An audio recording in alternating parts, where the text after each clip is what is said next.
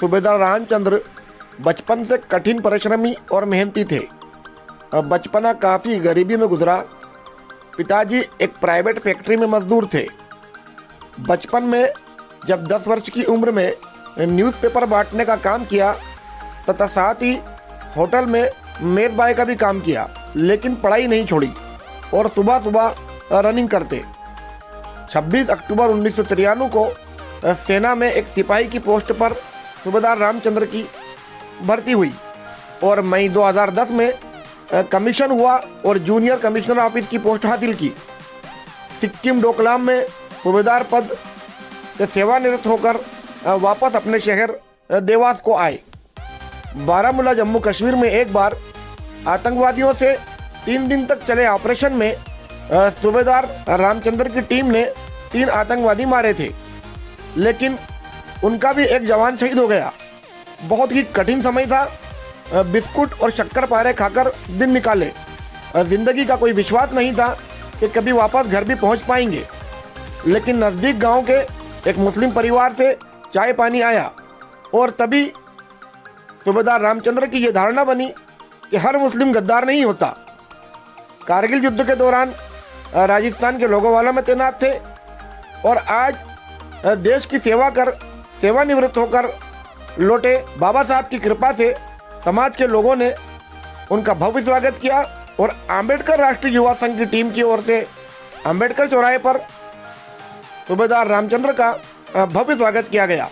देश की सेना के लिए अपने जीवन को न्यौछावर करना और अपने जीवन का एक बहुत बड़ा हिस्सा सेना को देना हर किसी का ये सपना होता है और अपने इसी सपने को पूरे करके आज हमारे साथ सूबेदार रामचंद्र जी सेना से रिटायर होकर आज आएंगे। कैसा महसूस कर रहे हैं आज अपना जीवन पूरा सेना को देने के बाद? आप मैं जो है 28 साल इस देश को समर्पित करने के बाद आज मैं अपने परिवार के अंदर आके बहुत खुश हूँ, लेकिन मुझे जो देश सेवा करने का मौका मिला वो और भी ज़्यादा मेरे लिए भाग्यशाली था।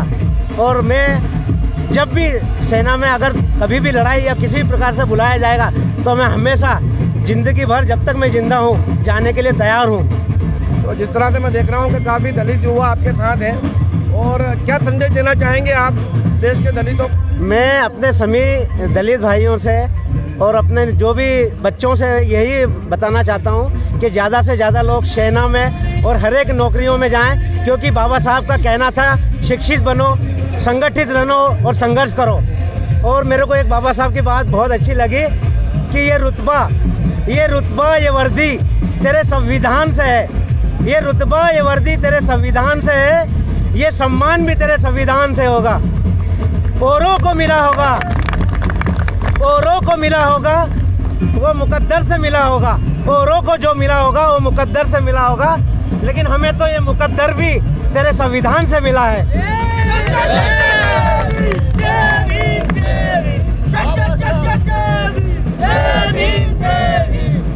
सबसे पहले जय भीम।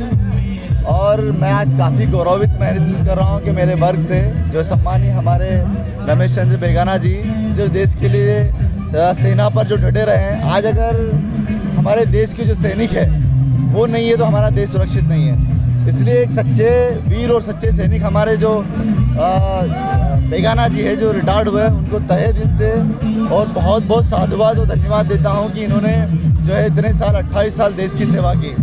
तो हमें बड़ा प्राउड फील हो रहा है कि हमने डॉक्टर अंबेडकर राष्ट्रीय युवा संघ के द्वारा जो है हमारे रमेश चंद्र बेगाना जी जो आर्मी से जो है रिटायर्ड हुए हैं, उनका आज हम लोगों ने डॉक्टर अंबेडकर राष्ट्रीय युवा संघ के माध्यम से एक भव्य जो है सेवानिवृत्त प्रोग्राम हम लोगों ने यहाँ पर रखा है। मैं भी फौजी हूँ। मैं एक पॉइंट रखना चाहता हूँ कि फौजी कभी रिटायर नहीं होता।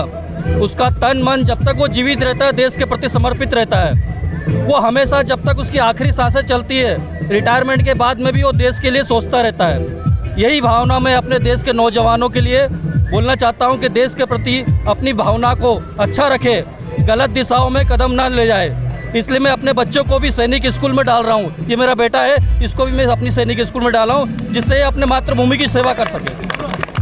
तो सेना में सूबेदार जैसी पोस्ट पर पहुंचकर बाबा साहब के आदर्शों को आज भी मानकर ये सूबेदार रामचंद्र जी बताने की कोशिश कर रहे हैं कि व्यक्ति कितना ही ऊंचा पहुंच जाए लेकिन अपनी ज़मीन को नहीं छोड़ता, और कहीं ना कहीं बाबा साहब के आदर्श इस तरह से जिंदा है, ये भीड़ बता रही है और सूबेदार साहब के आदर्श बता रहे हैं। धन्यवाद।